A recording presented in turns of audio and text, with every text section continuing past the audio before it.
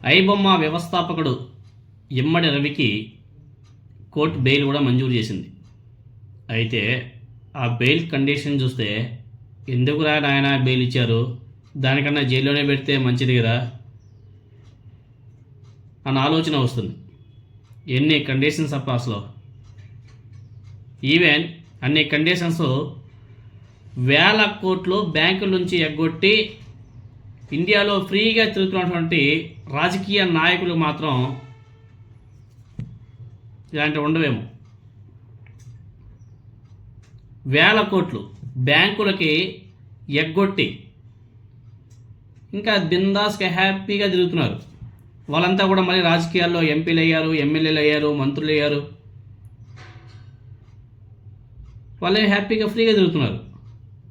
కానీ ఈ ఐబొమ్మ వ్యవస్థాపకుడు రవికి కోర్టు బెయిల్ కూడా మంజూరు చేస్తూ అసలు ఆ కండిషన్స్ చూస్తే ఏమిరా నాయన ఇలా ఉండరా నాయన అనేసి ఆలోచన చేస్తారు. భవిష్యత్తులో మళ్ళీ ఇలాంటి చర్యలు జరగకుండా ఉండేందుకు న్యాయస్థానం అత్యంత కఠినమైన నిబంధనలు విధించిందని చెప్పేసి ఇంకొంతమంది ఆ సినీ ఇండస్ట్రీని ప్రేమించే వాళ్ళు మాట్లాడుకుంటున్నారు. కానీ ఆ కండిషన్స్ చూసిన తర్వాత కొంతమంది ఐబొమ్మ రవికి కూడా కొంతమంది ఫ్యాన్స్ ఉన్నారు కదా, వాళ్ళంతా కూడా ఎందుకు ఇచ్చారు దానికన్నా బెయిల్, మళ్ళీ ఆ జైల్లోని పెట్టేస్తే సరిపోతుంది కదా అనేసి ఇంకొంతమంది కామెంట్ చేస్తున్నారు. ఇంతకీ కోర్టు ఆదేశాలు ఏమిచ్చిందంటే రవి స్వయంగా ఎలాంటి ఇంటర్నెట్ సౌకర్యాన్ని ఉపయోగించకూడదంట. అత్యవసర పరిస్థితుల్లో ఇంటర్నెట్ వాడాల్సి వస్తే పోలీసుల నుంచి అనుమతి తీసుకోవాలంట, కంపల్సరీ అది.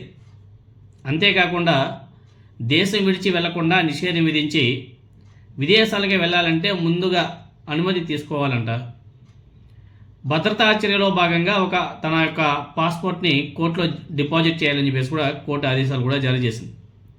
అంతేకాదు ప్రతిరోజు సిసిఎస్ పోలీసుల ఎదుట హాజరు కావాలంట. ఇంకేముంది వాడి లైఫ్.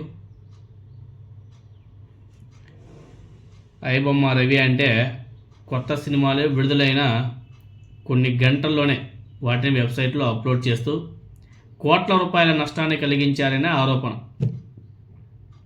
ప్రస్తుతం విచారణ కొనసాగుతుంది. మళ్ళీ పైరసీ కార్యకలాపాలు జరగకుండా ఉండేందుకు కోర్టు ఇలాంటి అరుదైన కఠిన షరతులతో బెయిల్ ఇచ్చినట్టు చాలామంది మాట్లాడుకుంటున్నారు. మంచిదే. కానీ అదే ఈ దేశంలో వేల కోట్లు లక్షల కోట్లు దోచుకొని ఇంకా ఫ్రీగా తిరుగుతున్నారు కదా, మరి వాళ్ళ పరిస్థితి ఏమిటి?